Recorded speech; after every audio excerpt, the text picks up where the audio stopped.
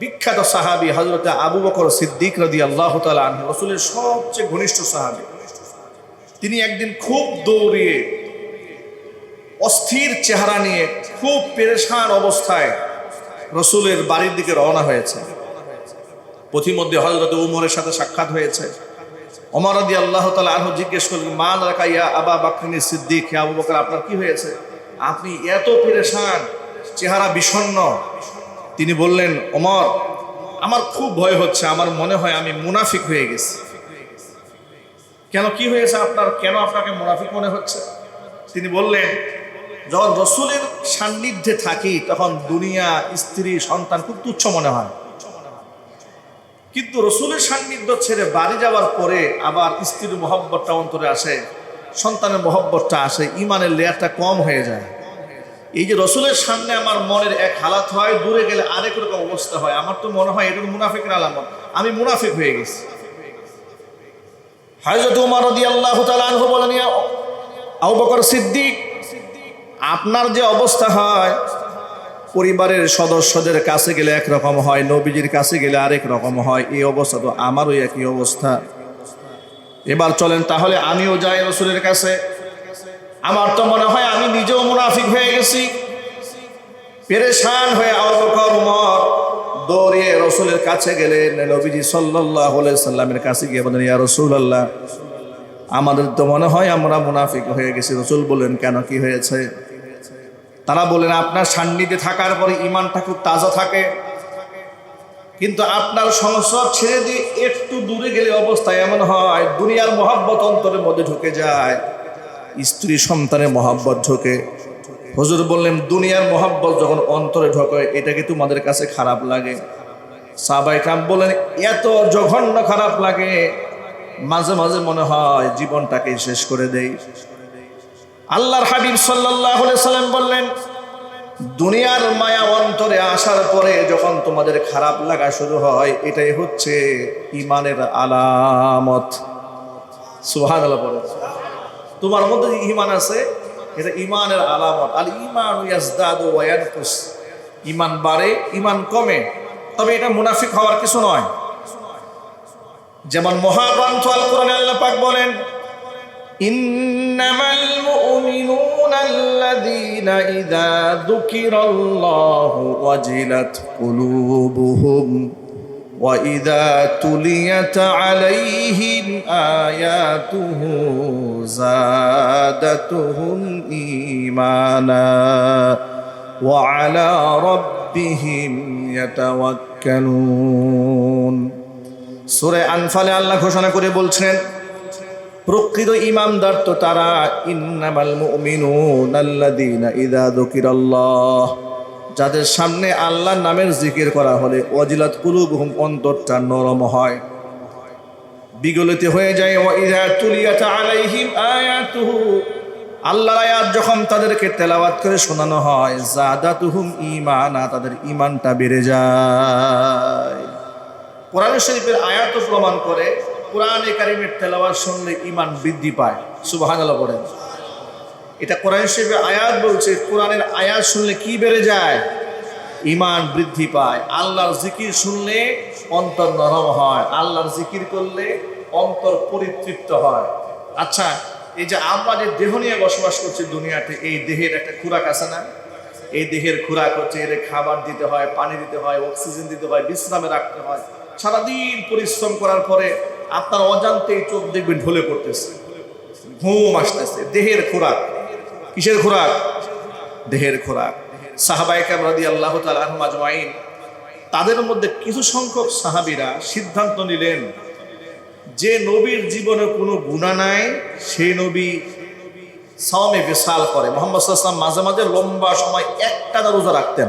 সুবহানাল্লাহ বলেন, মানে নফল রোজা একটানা রাখতেন। মাঝে মাঝে লম্বা সময় একটা নফল রোজা রাখতেন, আবার মাঝে মাঝে ছেড়ে দিতেন। সাহাবীদের মধ্যে কিছু সাহাবী পরামর্শ করলেন, যে রসুলের জীবনে কোনো গুনাহ নাই, তার কোনো সওয়াল জবাব নাই, যার জন্য জান্নাত গ্রান্টেড, বেগুনা মাসুম, তিনি যদি লম্বা সময় রোজা রাখেন, তাহলে আমরা কেন পারবো না? আমাদের গুনায় ডুবা, গুনার মধ্যে ডুবে আছি আমরা। একটা সিদ্ধান্ত নিলাম, জীবনে আমি কোনোদিন রোজা ভাঙবো না, সারা বছর আমি রোজা রেখেই যাব। আবার কেউ সাহাবী সিদ্ধান্ত নিলেন, আমি জীবনে বিবাহ করব না। কেন? বিবাহ করতে গেলে আল্লাহর ইবাদতে ঘাটতি হয়, সংসারে পেরেশানি আসে, এর চেয়ে ভালো বিবাহ ছাড়া জীবন কাটাবো, আমি সারা জীবন বড় আল্লাহর বন্দিগিতে কাটাই দেবো। কারণ রসুলের সাথে আমাদের কোনো তুলনা হয় না, কারণ নবীজি সাল্লাল্লাহু আলাইহি ওয়াসাল্লামের গুনাহ নাই, তিনি বিবাহ করেছিলেন কিন্তু আমরা বিবাহ করব না। এই সংবাদটা রসুলের কাছে দেওয়া হলো। নবীজি সাল্লাল্লাহু আলাইহি ওয়াসাল্লাম বললেন, না, আতআমানি রব্বি ওয়া সাকানি, আমার সাথে তোমাদের কোনো তুলনা হয় না, কারণ আমার রব আল্লাহ আমাকে খাওয়ান, আমার রব আল্লাহ আমাকে পান করান। তোমাদের সবে বিশাল করার কোনো দরকার নাই, তোমরা মাঝে মাঝে রোজা রাখবে, মাঝে মাঝে তোমরা ভেঙে ফেলবে। নবী সাল্লাল্লাহু আলাইহি ওয়াসাল্লামের সবচেয়ে উত্তম তরিকা হচ্ছে সপ্তাহে 2 দিন তুমি রোজা রাখবে, এক হচ্ছে সোমবার আর এক হচ্ছে বৃহস্পতিবার। প্রত্যেক চন্দ্র মাসের আইয়ামি 20, 13, 14, 15 রোজা রাখবে। বাকি সময় তোমরা নিজের দেহের হক আদায় করবে, তোমার পরিবারের হক আদায় করবে। রাসূল সাল্লাল্লাহু আলাইহি ওয়াসাল্লাম বললেন, ওয়ালি জাসাদিকা আলাইকা হাক্কুন, শব্দটা খেয়াল করেন। রাসূল বললেন, ওয়ালি জাসাদিকা আলাইকা হাক্কুন, তোমার শরীরের জন্য তোমার উপরে হক আছে, তুমি অনর্থক এই শরীরকে কষ্ট দিতে পারবে না। সুবহানাল্লাহ বলবেন না? এই যে দেখুন, আমাদের সমাজে মাঝে মাঝে কিছু দাবি দাওয়া আদায়ের লক্ষ্যে লোকেরা অনশন করে, আমরণ অনশন, দেখেছেন না? এ প্রায় সময় রাজনীতিবিদেরা প্রেস ক্লাবের সামনে না খায়া শটান হয়ে শুয়ে থাকে, 12 ঘন্টা চলে যায়, 24 ঘন্টা চলে যায়, 48 ঘন্টা হয়ে যায়, দাবি নিয়ে বসে থাকে, দেহকে প্রচন্ড আকারে কষ্ট দেয়। এলাকার লোকেরা আসেন, রাজনীতিবিদরা আসেন, তাদের পানি খাওয়ানোর চেষ্টা করেন, হ্যাঁ, অনশন ভাঙানোর চেষ্টা করেন। এই যে দেহকে আপনি কষ্ট দিচ্ছেন, এটা আপনার দেওয়ার কোনো হক নাই, কারণ এই দেহের মালিক আপনি নন, দেহের মালিক কে? তাহলে আপনার তো হক নাই এই দেহকে এইভাবে কষ্ট দেওয়া। দেহের মালিক আমি নই বলে এই শরীরের অঙ্গ প্রত্যঙ্গ আমার জন্য বিক্রি করাও জায়েজ নেই। দেখবেন অনেকেই কিডনি বিক্রি করে, আছে না? ব্লাড বিক্রি করে, শরীরের রক্ত বিক্রি করা হালাল না হারাম? জোরে বলুন। জায়েজ নাই। মানুষের অঙ্গ প্রত্যঙ্গ এটা অমূল্য সম্পদ, তাম পৃথিবী এক পাল্লায় দিলেও পৃথিবীর সমস্ত সম্পদের বিনিময়ে আপনি একটা চোখ বানাতে পারবেন না। এটা কে বানিয়েছে? এটা কি সম্ভব? জোরে বলুন। তাহলে যে জিনিসের মালিকানাই আপনার নয়, যে দেহের মালিকানা আপনার নয়, সেই জিনিস আপনি বিক্রি করেন কি করে? এই জন্য আপনি আপনার অঙ্গ প্রত্যঙ্গ বিক্রি করতে পারবেন না, জায়েজ নাই। এরপরে মৃত্যুর পরে চক্ষুদান, মৃত্যু পরবর্তী চক্ষুদান ওসিয়ত করে যায়, আমার মৃত্যুর পরে চোখের একটা সময় থাকে, এই সময়ের মধ্যে চোখটা খুলে অমুককে লাগিয়ে দিই। এই ক্ষেত্রেও ফুকাহায়ে কেরামের লম্বা ফিকহি ডিসকাশন রয়েছে, মতবিরোধ রয়েছে। কেউ কেউ বলেছেন যে হ্যাঁ, যদি মূল্যহীনভাবে কোনো মূল্য গ্রহণ না করে তিনি ওসিয়ত করে যান তাহলে তিনি দিতে পারেন। অসংখ্য ফুকাহায়ে কেরাম এটাকেও নাজায়েজ ঘোষণা করেছেন। আমাদের দেশের মহিলারা মাথার চুল অতিরিক্ত হলে অনেক সময় আশ্রমের ফলে যে চুলটা অতিরিক্ত হয়, এই চুলটা ফেরিওয়ালাদের কাছে বিক্রি করে। এই অভ্যাসগুলো আছে না নাই? এই মাসালা জানার দরকার আছে কিনা, হালাল না হারাম? হারাম। আপনি অঙ্গ প্রত্যঙ্গ বিক্রি করতে পারবেন না, জায়েজ নাই। আর এই অঙ্গ প্রত্যঙ্গের মালিক কে? আল্লাহ সুবহানাহু ওয়া তাআলা। বিশেষ করে যারা এই যে মাথার চুলগুলো পাবলিকলি দান করেন কিংবা বিক্রি করেন, তাদের একটু সতর্ক থাকা উচিত। বর্তমান সমাজে প্রায় সময় আপনারা দেখবেন যে কালো জাদু, ব্ল্যাক ম্যাজিকের সম্মুখীন হচ্ছে অনেক ভাইরা, অনেক বোনেরা, পরিবার সহ হেনস্থার শিকার হচ্ছে। আমাদের কাছে প্রায় সময় এই ব্ল্যাক ম্যাজিকে আক্রান্ত লোকেরা তাবিজ কবর জন্য ফোন দেন। আমি ব্যক্তিগতভাবে যে রুকিয়া করি না, কিন্তু রুকিয়ার কিছু আমল বলে দেই যে এই আমলগুলো করুন, তাহলে আল্লাহ পাক আপনাকে এখান থেকে নিরাপদ রাখবেন ইনশাআল্লাহ, আশা করা যায়। কিন্তু এই যে চতুর্দিকে ব্ল্যাক ম্যাজিকের শব্দ শোনা যায়, তো ব্ল্যাক ম্যাজিক বা কালো জাদু করে কি দিয়ে? কালো জাদু হয়তো আপনার মাথার চুল দিয়ে করে, আপনার নখ দিয়ে করে, ব্যবহৃত জামা কাপড় দিয়ে করে, আপনার ছবি দিয়ে করে, ইত্যাদি যে কোনো কিছু দিয়ে আপনার কালো জাদু করা হয়। তাহলে আপনি আপনার অঙ্গ প্রত্যঙ্গের ব্যাপারে এত উদাসীন কেন? বিশ্বনবী রাহমাতুল লিল আলামিন মুহাম্মদ রাসূলুল্লাহ সাল্লাল্লাহু আলাইহি ওয়াসাল্লামের মাথার চুল দিয়ে নবীজি সাল্লাল্লাহু আলাইহি ওয়াসাল্লামকে ব্ল্যাক ম্যাজিক করা হয়েছিল, কালো জাদু করা হয়েছিল। লাবিদ ইবনে আসম নামক এক কুখ্যাত ইহুদি নিজের কন্যাদের মাধ্যমে নবীজি সাল্লাল্লাহু আলাইহি ওয়াসাল্লামের মাথার 11টা চুল গ্রহণ করেছিল এবং ব্যবহৃত চিরুনি গ্রহণ করেছিল। হুজুরের ব্যবহৃত চিরুনি এবং মাথার চুল এটা সংগ্রহ করেছিল কিভাবে? এক ছোট্ট ইহুদি বালক মাঝে মাঝে রসুলের ঘরে যাতায়াত করত। দেখবেন প্রতিবেশী যদি অমুসলিম হয়, অমুসলিমরাও কিন্তু মুসলমানদের ঘরে যাতায়াত করে, করে কিনা? আর সে ছিল ইহুদি, ছোট বালক। এই ছোট্ট বালক তার মাধ্যমে রসুল যে চিরুনি দিয়ে মাথা আঁচড়াতেন সেই চিরুনি তারা সংগ্রহ করেছে। চিরুনির মধ্যে যেহেতু রসুলের চুলগুলো লম্বা লম্বা বাবরি ছিল, চিরুনির মধ্যে লেগে থাকা 11টা চুল তারা সংগ্রহ করেছে। 11টা চুল সংগ্রহ করে 11টা চুলের মধ্যে 11টা গিট দিয়েছে। 11টা গিটের মধ্যে 11টা সুই ঢুকিয়েছে। সুই ঢুকিয়ে প্রত্যেকটা গিটের মধ্যে তারা জাদু মন্ত্র পড়ে ফু দিয়েছে। জাদু মন্ত্র পড়ে ফু দিয়ে খেজুর গাছে যে কাঁধি আছে, কাঁধি নামিয়েছে, কাঁধির মধ্যে ঢুকিয়েছে, পাথর বেঁধেছে। এরপরে বিইরে জারওয়ান নামক একটা কুয়া আছে মদিনায়, সে কুয়ার মধ্যে ফেলে দিয়েছে। এটা দেওয়ার পর থেকে রসুলের মধ্যে এমন জাদু ক্রিয়া শুরু হয়েছে, 6 মাস পর্যন্ত মা আয়েশা রাদিয়াল্লাহু তাআলা আনহা বলেছেন রসুলের মাঝে মাঝে স্মৃতি বিভ্রাট হতো এইভাবে যে প্রচন্ড মাথা ব্যথা হতো, যন্ত্রণা হতো। মাঝে মাঝে উনি একেবারে বিছানায় শুয়ে পড়তেন। মাঝে মাঝে এরকম হতো কোনো কাজ করার পরে মনে হয়েছে কাজ করিনি, আবার কাজ করার পরে মনে হয় করিনি, না করেও মনে হয় করে ফেলেছি, এরকম মনে হতো। এত কষ্ট পেতেন নবীজি সাল্লাল্লাহু আলাইহি ওয়াসাল্লাম। কিন্তু কোনো সুরাহা হচ্ছে না, কোনো ঔষধপত্রে কাজ হচ্ছে না। কিন্তু এটা কেন হলো? এটা 6 মাস পরে রসুল বিছানায় শুয়ে আছেন, এমন সময় স্বপ্ন যুগে দেখতে পেলেন পায়ের কাছে একজন লোক বসে আছে, মাথার কাছে একজন লোক বসেছে। মাথার কাছে পায়ের কাছে দুই পাশে দুই ব্যক্তি বসা,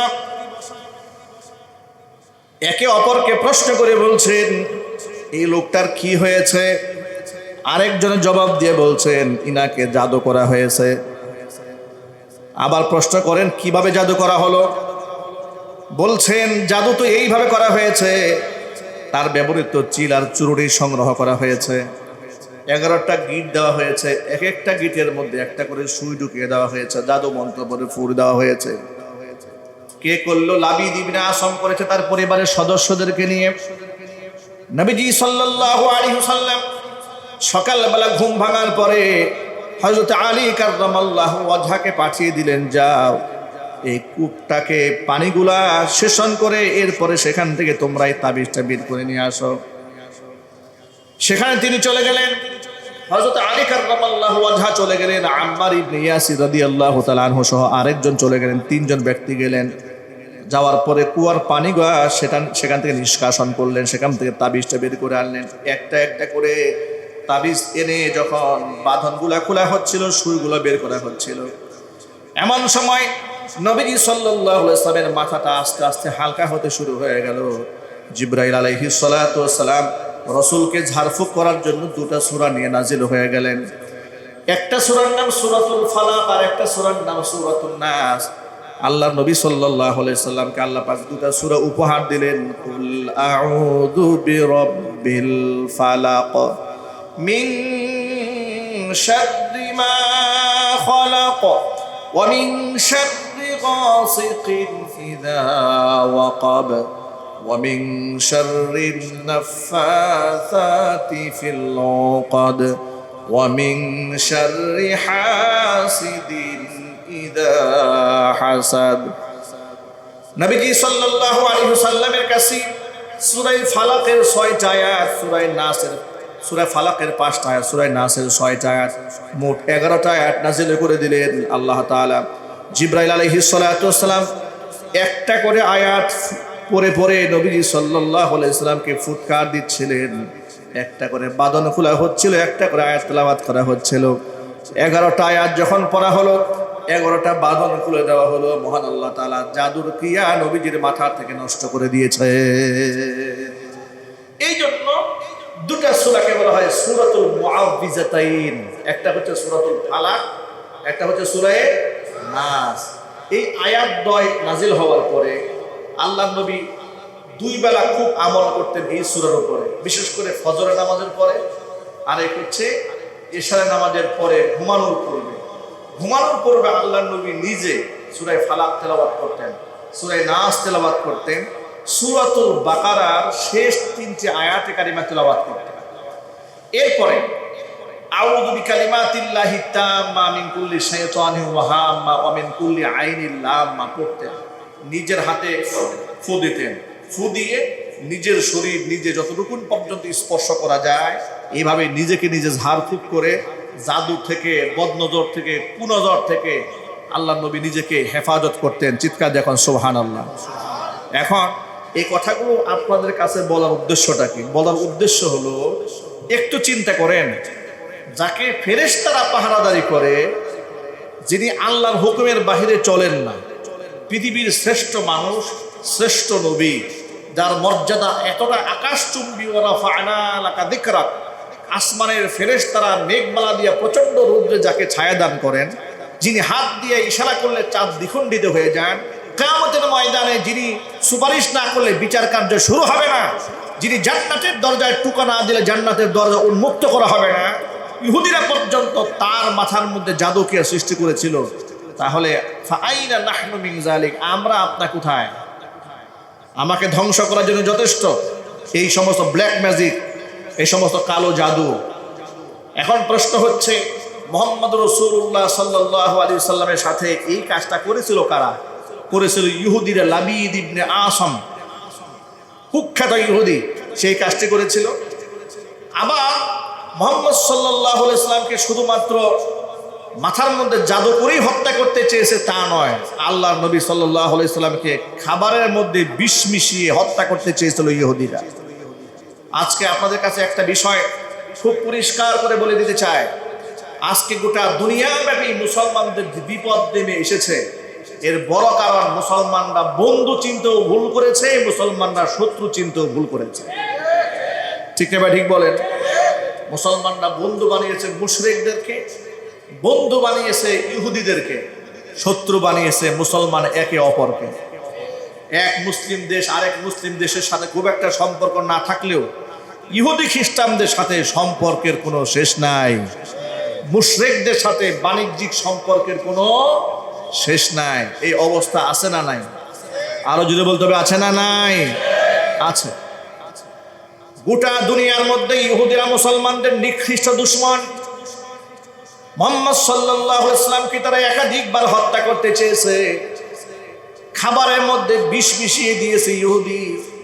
এক মহিলা খাইবারের যুদ্ধ শেষ হওয়ার পরে নবীজি সাল্লাল্লাহু আলাইহি ওয়াসাল্লাম সাহাবায়ে কিরামদেরকে নিয়ে যখন বিশ্রামে গেলেন, নবীজি সাল্লাল্লাহু আলাইহি ওয়াসাল্লামকে ইহুদির পক্ষ থেকে, ইহুদি বাড়ির পক্ষ থেকে একটা খাসির রান উপহার দেওয়া হলো। খাসির রান ভুনা করে দেওয়া হলো। মুহাম্মদ সাল্লাল্লাহু আলাইহি ওয়াসাল্লাম সাহাবায়ে কিরাম সহ হাদিয়ার খাবার নিয়ে বসেছেন খাওয়ার জন্য। যখন সাহাবায়ে কিরামের মধ্যে একজন মুখে দিয়ে ফেলেছেন, অনেকেই মুখে দিয়েছেন, একজন গিলে ফেলেছেন। মুহাম্মদ সাল্লাল্লাহু আলাইহি ওয়াসাল্লাম মুখে ঢুকিয়েছেন, গিলেন নাই। ওই মুহূর্তে মুখ থেকে খাসির গোশত বের করে দিলেন। হুজুর বললেন, সবাই বের করে দাও। সবাই বের করে দিয়েছে। বের করে দেওয়ার পরে হুজুর বললেন, ইন্না হাদাল আজমা, নিশ্চয় এই গুস্ত হাড্ডি আমাকে বলছে আন্নাহু মাসমুমুন, তাকে বিষ যুক্ত করা হয়েছে। হাড্ডি আমাকে ডেকে বলছে তার মধ্যে বিষের সংমিশ্রণ রয়েছে, এটা খাওয়া যাবে না। কিন্তু ইতিমধ্যে মুহাম্মদ সাল্লাল্লাহু আলাইহি ওয়াসাল্লামের একজন সাহাবী গিলে ফেলেছেন। গিলে ফেলাতে উপস্থিত সাহাবায়ে কিরাম খুব উত্তেজিত হলেন, তারে হত্যা করার জন্য মহিলাকে খাবারের মধ্যে বিষ মিশিয়েছে। মুহাম্মদ সাল্লাল্লাহু আলাইহি ওয়াসাল্লাম তারা হত্যা করার নির্দেশ দিলেন না, প্রতিশোধ নিলেন না। কিন্তু পরবর্তীতে ওই যে সাহাবী এক টুকরা গোশত গিলে ফেলেছিলেন তার মৃত্যু হয়েছিল। মৃত্যু হওয়ার কারণে কেসাস হিসেবে, হত্যার বদলে হত্যা হিসেবে পরবর্তী মহিলাকে হত্যা করা হয়। আমি লম্বা ইতিহাসকে সারসংক্ষেপ আপনাদের সামনে মুদ্রা কথা তুলে ধরলাম শুধু এই মেসেজটা বোঝানোর জন্য, ইহুদিরা কোনো কালেই মুসলমানদের বন্ধু ছিল না। ঠিক না ঠিক বলেন?